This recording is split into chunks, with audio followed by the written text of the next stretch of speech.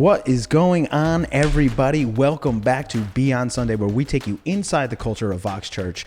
And this week, we couldn't be more excited because we not only have one Kendrick, but we have two Kendricks on today's podcast. Welcome, guys. We appreciate you, dialing in and getting onto this podcast. It is a joy to be here. Hello, darling. Hi. This is so great. I think this is the first time that we've had both you guys on the podcast at one time. Yeah. Yep. This should be interesting because I have had both of you guys separately, and we have had a bunch of different discussions, and some of your answers that I asked about each other were a little bit different. Is that right? Yeah. But we won't dive necessarily into that right now. So let's just talk about this past weekend real quick. What an amazing weekend it was. It was Easter, and man, the sermon was straight fire. So again, just seeing the response and seeing all the people that were actually logged on and watching. I mean, how crazy was it to see? I mean, when you preach, you're preaching to a camera. Yep. And I mean, there's nobody, the biggest day of the year for Easter, you're preaching to a camera. But I mean, think about all those people that you reached. You know what? It's, you got to use your imagination while preaching. You got to see it in your mind, but the Lord uses it, and it's awesome. It's an awesome season to watch God work in a unique way. Yeah, for sure. Yeah, absolutely. Awesome. And Chrisy, it must be weird because I mean, you've been to church for however long. You've been watching Justin, and I mean, especially for Easter, what was it like, sitting next to him while he was preaching Easter? Yeah, it's such a strange experience. I was saying to somebody the other day, this is the first time in my entire life, my whole life, that I will not be gathering with like a real physical church community for an Easter Sunday, but like so grateful for the way that God has allowed our community to continue to gather, and that there is such a grace, I think specifically on you, Justin, to be able to continue to deliver with authority and anointing. And you've really been able to come under just a real strategic grace that the Lord has for you this season. So it's been incredible. Wow, super supportive. She's the best. Always, babe. That's great. Well, I couldn't do it without the strength of my wife behind me. There it is. There it is. Of course. It's all because so of you. Good. So, I mean, obviously, guys, we are in some crazy times right now. So, have you guys over the last, you've been married for 300 years. Yeah. How long have we been I don't know, married? 16? Almost 16. Yeah, almost 16. Or almost 17. Which one? 2004. Uh-oh. You do the math. Am I stirring the pot? Almost 16. Am I stirring the pot? No, man. We've been together forever. We dated for 5.5 years before that. Yeah. So we've been together like 20-something years. June will be 16 years. So realistically, in all that time, have you ever spent that much time together as a couple without going anywhere, without being separate? I mean, we're in complete lockdown right now. It's crazy. And you guys are together every single day, all day.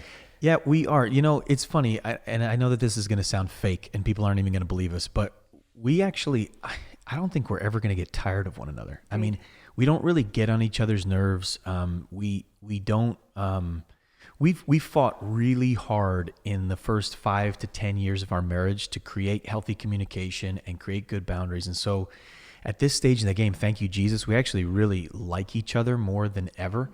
And I know the preacher's saying that, so it doesn't sound real, but it hasn't felt like you're not the person I'm trying to get away from. Some of our kids maybe sometimes. No, I would agree with that. I think that, we were sitting out in the driveway over the weekend, just like sitting on the pavement in the sun and just saying, I'm so glad you're my best friend. Yeah. And it really, we are so grateful that we actually genuinely just really like each other. Yeah. Like we really do. And so, we have this running joke that we've said for years and years, like every night is date night for us, because, and not that we don't want things that are extra special or whatever, but we enjoy each other's company, and we enjoy just sharing and doing life together. So I like it. And trust me, life is crazy right now. You guys have 4 kids at the house. We do. 4 kids. I mean, what are the ages again? Yeah, so our oldest is 13, and then so all boys on the top, 13-year-old boy, 11-year-old boy, 7-year-old boy, or 6-year-old boy, and then our foster daughter is a year old. And so we got the spread. We're going to be parents with kids in the house for 45 years, and it's going to be awesome.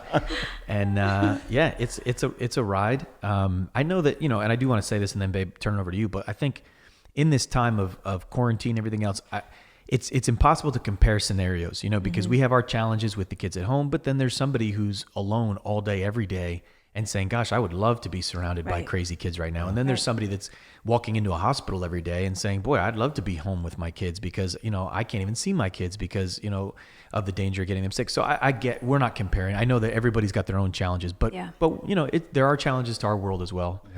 Yeah. You can explain. They're loud. Yeah. There's just constant noise. Yeah, they are.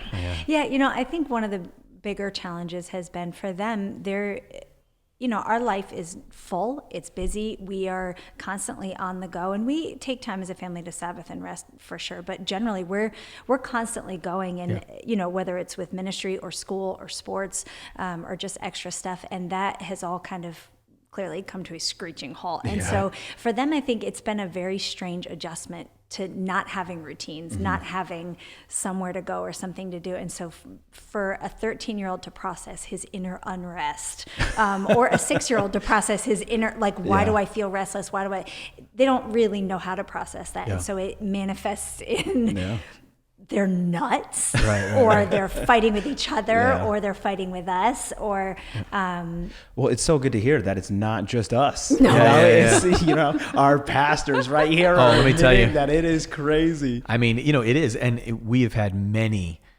conversations with our kids where we sat down and apologized for being frustrated with them, or being short, with them, or the time I threw them out the window. No, I'm just kidding. I didn't have it, but just the I mean, we've been more impatient. We've been more on edge with each other. And I mean, we're all growing through that, but it has happened more the last 3 weeks than normal for sure. Yeah.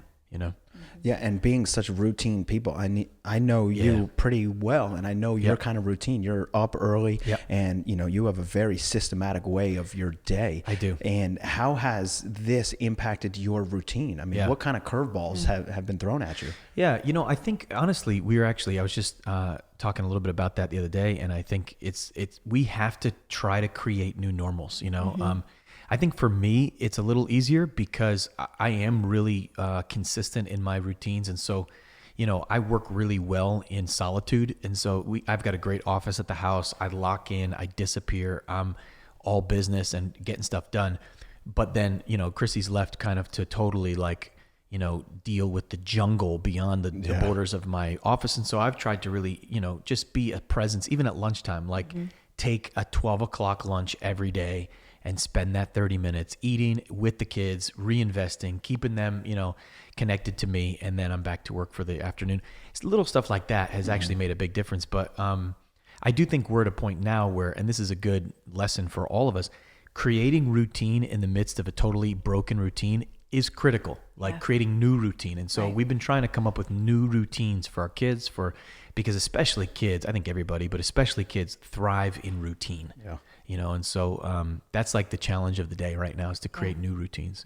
Yeah. And I think giving ourselves grace for what that new routine looks like. I know before all of this, I felt like I had this really great rhythm in terms of my time with the Lord, in terms of Sabbath and healthy life rhythms for myself. And now many mornings, my quiet time looks like my 6-year-old laying next to me on my bed because he's now awake and has nowhere to go, he's up earlier, or the baby is up earlier, and so now I'm reading my Bible in my living room while she, or whatever it looks like, and to just know that there's a grace for the Lord, and He sees and He knows, especially as a mom who is caring for kids hours and hours and hours every day, where I don't have the ability really to pull away and find that solitude as much, to know that there's just a real grace for this season too. And that there are ways to still press into the Lord and what He has for me now. So that's so good. Yeah. Every mom receive that right now. Yeah. That's so good. Absolutely. And you brought up, reading the Bible, and times have definitely changed. Now your 6-year-old is with you during, and we all had those certain moments where it's all right, this is our perfect time to do what I need to do, to dive into the Word, to read the Bible, to pray. And during these times, obviously, it's a little bit crazy, but have you guys seen a difference in your routines in terms of, reading? Have you been doing things together? What is it like being, home alone so much? Because again, I know you listen to a lot of podcasts, you do a lot of different things, and you get fed in a different way. But being home, are you using this as a time to spend time with Chrissy during that time? Yeah, no, not at all. No, I'm just kidding. Nope, still my time. Yeah, no, we do typically 3 hours a day in prayer together, right? It's the general rule. True. Is sometimes 4, depending on the day. Yep. No, I mean, I do my morning routine early. Usually, most of the family is not awake by the time I'm having that and wrapping that up. So I'm keeping that kind of solitude morning time. Mm-hmm. And then, it's true. Chrissy's routines are kind of getting sabotaged sometimes in the morning. And then we're trying to use some of those evenings to not just watch TV, but to actually get times in worship with our family, which, that's been great, is just to take some time just to worship as a family together. For 6 minutes. Yeah, I mean, yeah. With the kids we have, you're not going to do hey, let's do an hour and a half worship set. Not in this house, but no, taking some time just to worship and praying together. I've got my kids, reading. That was one of my ways to try to help create some space for her. Is I pay them to read, and so not anything, but specific books that I choose, they read and get paid $10 to complete. And so of course my oldest son, who's the readaholic, he's crushing my wallet right now. He just finished his second book in 2 days that was $10, so he's already made 20. But I just had him read Francis Chan's Crazy Love, which is a great book. And then before that, and he's got to write a paper on it, and he hands that in. So I've got those. And then before that, he read Craig Groeschel's book Fight, which is this book on masculinity. And so that kind of stuff is keeping. And then my boys, they do a chapter in the book of Acts right now, and then a chapter in the Psalms every day. And then we just chat about that. Mm-hmm. So that just creates kind of some spiritual life within the home. And then Chrissy and I, we're getting into some significant conversation really every day, just trying to keep our souls in step with each other. Yeah. And so it's been okay. I mean, I think we do have to kind of reflect and say, and this is something we were just talking about, how do we use our evenings a little bit more strategically, either for like just last night, for example, she took time and just spent an hour and a half with a friend, and on via Zoom. Via Zoom. Just to be clear. We were socially distanced, but just some time, because you need that, because you're surrounded by kids all day. Mommy. And so I took the boys and we watched Indiana Jones and the Last Crusade. There you go. And then a couple of nights before that, it was Rocky IV. And so I'm trying to give her some space, and then a little bit of time with the boys where we just, do something different, Yeah. And so what about you, Chrissy? Has this impact? I mean, he does obviously the morning. That's his time that he spends with God. When was your time that you typically did? Yeah, so typically mine looked a little bit more usually 30 minutes in the morning, and then during the day while the kids were in school and the baby was napping, I would kind of take another 30 to 60 minutes. And that was kind of because I don't typically do well in the mornings. Yeah. I'm not a morning person. She's not up and but I do know that I need to start my day with Jesus. And so even if I could grab a little bit of time in the morning, I really was able to carve out time each afternoon, which is not really a possibility anymore because everybody is home. And so that's been an interesting switch up for me, and really asking all right, how do I continue to carve out space, trying to wake up earlier if a kid is not awake, or whatever that looks like. And also just recognizing that the Lord knows my heart in this season. And so my ministry responsibilities have scaled back to basically nothing at this point in terms of investment in what's happening at the church, and it's really turned towards investing in my kids and supporting the load that Justin is carrying in this season, which has been difficult. But I also can really sense the joy that it gives the heart of the Lord to just be present with my kids in each moment, and know that that ministers to the heart of God as I love on my kids super well. And that in turn expands my capacity to receive the love of the Lord. And so am I in a season where I'm spending hours a day in scripture? No. Yeah. That's just, and it's just not the season for that right now. And that's okay. And so I think just leaning into that has been really healthy for my heart to just know that it is what it is right now. Yeah, it's powerful to hear, because you talk about where your heart is. And, sometimes we get caught up in a world of, hey, I have to do this. This is what, this is my plan. My plan was to read the whole book of Proverbs during this month. And, we kind of get disappointed in ourselves. It's well, I have this. Everything just changed. Yeah. So, to hear you talk about where your heart is, and, how God is seeing you, I mean, that's pretty powerful. I think a lot of people would appreciate the fact that, things do change, and it's okay that it's crazy. This is the time that we're in. But, Justin, let's talk about how your heart has changed a little bit during this time. I mean, your routine obviously has been, rocked, but how has it changed your heart? Yeah, I think, I've been processing that with Jesus a lot actually recently. And, one of the things that I have always kind of thrived in is change. So I actually really like change. I know a lot of people hate change and say, oh my gosh, change is really tough for me. I'm the opposite. I actually love change, and change makes me come alive. And so everything blows up and I go, wow, what an opportunity. It's just natural. That's kind of how I'm wired as a person. And I know that feels weird for a lot of people, and it's just who I am. And so we actually just got back from Haiti right before this whole coronavirus thing took over the world. And, in Haiti, it was intense. It was like life and death, our life in the hands of God, because of some social uprisings that were happening in Port-au-Prince while we were there. And so it was just a really intense experience. Came home from that and felt like my RPMs were just revving. Like I was just like, sort of in chaos mode.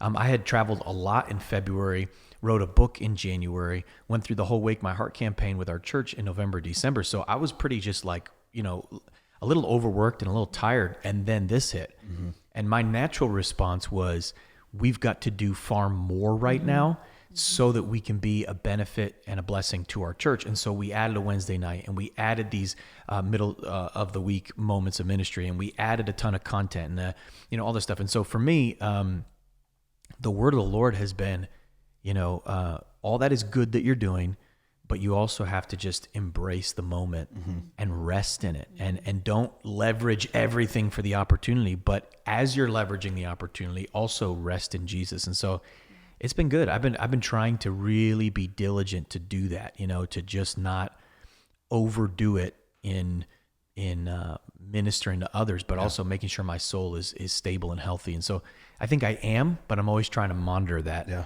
So that I don't burn out in the midst of blessing others, because that is a real thing. It's like, oh, you want to be such a blessing, and then it's like you're toast, for your own soul or for your family. And so I think I'm doing okay, but it's something that I'm talking with other guys about, and I'm monitoring pretty closely. Well, you mentioned opportunity, and I think that's a great word, because during this time, we may think that it's kind of like jail, we're at home or doing this, but it's actually an opportunity. It's an opportunity to do things that we didn't necessarily have time for before. Yep. I believe you preached on this. I don't, maybe it was a couple of weeks ago, but this is a time that you think that people are going to have that $1 million idea, or is going to come up with that, whatever it is. But this is an opportunity for us to do things that we weren't able to do. And I honestly feel like it is an opportunity as much as we can't see it. I think the challenge is people are consumed with checking the news 100 times a day, checking social media 200 times a day, and in this, and then zoning out to hide all from it. So let's watch more Netflix, check the news all the time, and check social media all the time. And the tragedy of that is you're not giving space for God in your life to really just take, what if I took extra time to listen today? Mm-hmm. What if I took extra time to just receive grace today? What if I spent tonight, the next 2 hours? I did this a couple nights ago. It was so refreshing. I just said, what if I spend the next 2 hours? And Chrisy was on a phone call or a Zoom call with a friend. I said, I'm just going to sit on the couch and be with the Lord and just add time and read, meditate, pray, and just refresh and renew. It was like, I need to do that a lot more in this season. Yeah. Just shut it all off and just receive from God. Man, you could come out of this season on fire. Mm-hmm. And that's my hope for myself and for our church. Yeah. Well, being leaders of the church, and Chrisy, I'll kind of direct this at you guys. And Justin, you answered this a little bit last week, but how hard is it to manage via Zoom and via, behind the constraints of your own house? Yeah. I mean, the church that you guys have built is so amazing, and there's so many different tangents and people and moving parts. I mean, it's like one of those, you ever see one of those old school clocks, and this one goes into this one. Right. But I mean, how hard is it to manage from here, from your house? Yeah. You want to take a little bit of that? Yeah. I mean, I can only speak to, my a large part of my role at the church is investment in discipleship in the women in our community. And so that has changed from sitting across the table, sharing a cup of coffee with somebody, or grabbing somebody's hand and praying and agreeing together, or like doing these, like walking side by side with somebody, to sitting across a computer screen or talking on a phone, which it's a lot different. And I think that I have had to, and it's been good, like just cultivate a new type of discipline in the way that I approach a conversation or prepare for a conversation, because you, especially as women, there is a level of connectedness that is difficult to do when you're not side by side each other. And there's relationship and communion together just looks different, and that's for so many people right now. But like, I have just found myself, like, my approach to conversation with people, my approach to investment is different. But also just really grateful that we have technology like this. Like, I mean, I know that sounds so silly, but true. so grateful that I can still continue to have conversations and meeting with women and praying and agreeing together across a computer screen or across a phone. So Justin, before you jump in, Chrisy, if there's anyone out there listening that, you know, maybe is looking for some prayer, or maybe looking, you know, to connect with, you know, someone on the women's ministry side of Vox Church, how would they do that? Yeah, that's a great question. I think honestly, just sending an email in is great, like to prayer@voxchurch.org, and we can kind of figure out how to get you connected if you've got a specific request or a specific need that you have. Because there are not just myself, but other women in our community as well that are available, that we want to pray and agree for where you're at. So that's prayer@voxchurch.org. Awesome. Yeah, I was going to say on our end, you know, I have to admit, I am so proud of our team and just so thankful for the type of people we have. One of the things that we have done as a church is we've always really intentionally attracted flexible people, people that love the mission, that are kind of get it done type people, and that say, hey, we can flex and change on a dime. And so for a large organization, by God's grace, we've stayed really agile and mobile. And so over the last few weeks, we've completely reinvented ourselves. And I feel like the team's been like, great, what's next? You know, like they just did it. We don't have a lot of like, oh, well, I'm really struggling, I wish I would. Like, that's just not the type of people we attract. We attract like can do, get it done, creative thinking, out of the box, flex with it type of people. And so, I mean, that's what you are when you're 7 locations on a Sunday, you know, like, I mean, we're, you know, that's kind of, you know, we say we are pioneers. That's sort of the phrase that we constantly go back to, is this idea of pioneering, a spirit of pioneering. So our pioneering spirit's been carrying us, because I was like, guys, we're shifting gears. We're changing everything so that we can be more helpful in an online environment, socially distanced. And they were like, great, let's go.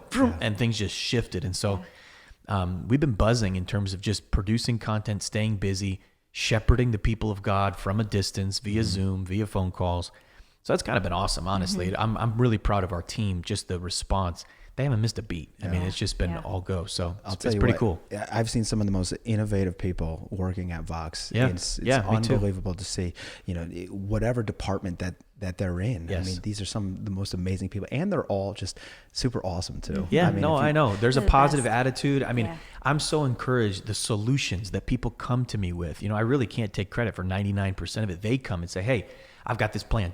I want to do an essentials class via Zoom, and I'm going to do it like this. We're going to recruit it like that. It's like, you know, so that's just happening in every section of the organization, which is awesome. Yeah.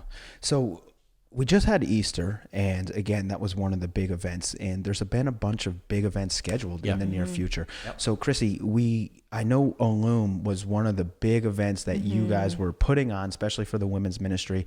And Justin, there's obviously, you know, New Britain launching. We're supposed to launch a church. Yeah, we were supposed to launch a church. You know, there's milestones for Vox, but obviously with everything going on, what's gonna happen in that? So Chrisy, what's gonna happen with the Olum conference? Yeah, so obviously, unfortunately, we had to cancel this night of worship that we had, which was sad. But we are still moving forward in planning this conference for the fall, which dates and location are still TBD. So we're working hard and really pressing into like, God, what's the vision in your heart for that? And so details will be rolling out for that in the next couple of months. Yeah, so. I mean, we can't set anything in stone right now. Right. And that's the crazy part. So Justin, obviously, you know, we talked a little bit about this last week, but you know, New Britain launching. I mean, what's going to happen with that? I mean, Mike is sitting there waving a flag. Yeah, we're going to launch real soon. Yeah, real so soon. So as you know, as soon as we're allowed to meet again, we're going to set a launch date. And so, honestly, with this one, we try to launch at strategic times. So typically either in the fall or, right at Easter time are kind of the two best times we found to launch churches. And so that was the plan, Easter Sunday. With that being changed now, we're going to bend the rules with New Britain. So if we launch in July, we launch in July. If we launch in June, we launch in June. If we launch in August, we launch in August. We're going to launch as soon as they let us launch. Mm-hmm. And so, that's the plan with that. We're just going to keep plowing forward. One of the things we talked a little bit about is just trusting in that plan that God has and knowing that in the end, he's going to make it work for our good and for his glory. And so I don't know how that will play out for a launch. We still are planning October for Worcester. Now, the first gathering was supposed to be in May for that Worcester church, of which we have, a very small group right now because we don't have anybody really in Worcester physically other than our new pastor there and some of the key leaders. But we're going to plow ahead and just really trust God and trust that he has a plan. It's funny, with this stuff, I see the Lord actually positioning our church community for profound and exponential blessing through this, not limitation. So I wouldn't be surprised if we come out of this with a few thousand more people attending our church and a few extra locations being launched. Wow. So that seems to be the way God is positioning us. And it's like, I'm just standing by and watching it happen. Yeah. And so it's all good. It's his plan, not ours. Hey, we'll pray for that. Yeah, absolutely. It's crazy. So guys, last question. And this one we'll end off on a nice light note. Yeah. So let's talk about the most fun thing that you guys have done as a family. I'll let each of you answer separately, but obviously being home, you guys have to get creative. You can't just do the same thing every single night. So what is one thing that you felt like was the most fun that you were able to do with your family? You do the drop-offs. That was awesome. The drop-offs? Yeah. We dropped off little things for certain people. Oh, I'm like, what did we She's do? like, I've already moved on. Guess it wasn't that fun. No, it was incredible. So That's we so funny.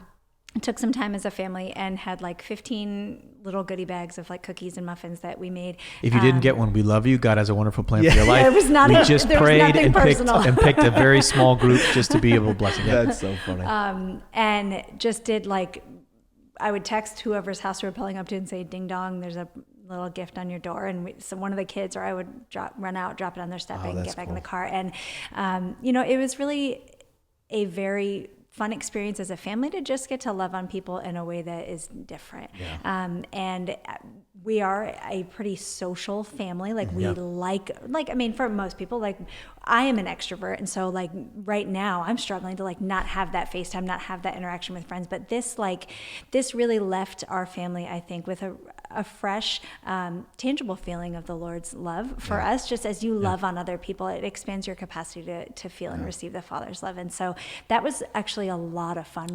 Each kid got to choose a different playlist, a different part of the drive. They made little bags. That's cool.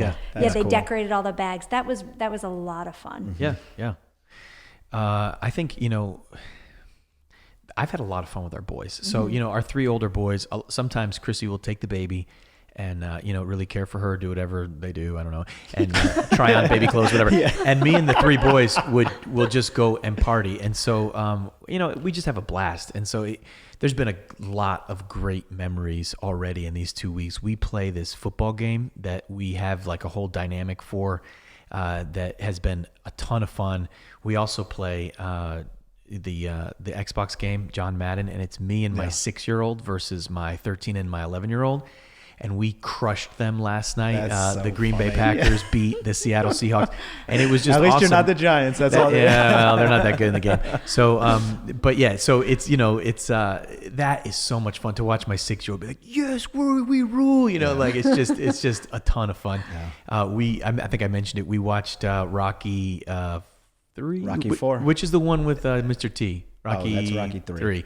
Yeah, we watched Rocky 3. It was the first time Ezra, who's 6 years old, has seen a Rocky movie. Yeah. We kind of skipped the beginning, so that's all right. I filled him in. I'm like, hey, he used to stink, now he's better. Yeah. And, but it was just like, I was like, so Ez, what'd you think of Rocky? And he's like, yes! Just like those moments with your family where these boys are growing up, and it's just there's a lot of laughs going around Yeah, in absolutely. that way. It's really amazing to see. Again, we talked about the opportunity, but there is opportunity for that type of bonding, whether it's via Zoom or via, a phone call, or even with my own kids. I noticed that I'm playing with them a lot more, and I'm doing a lot more that it's not that I didn't do before. It's just, I just have more time, more time available to spend and bond and do things like that, which has been, honestly a blessing, a blessing in disguise, because it's still, crazy out there, but it truly is a blessing. But once again, guys, I appreciate you for coming out here today. Guys, again, if you have any questions that you want to hear on this podcast, you can email us at beyondsunday@voxchurch.org. Again, thanks again, guys. We appreciate it. We love you, and we will see you next week.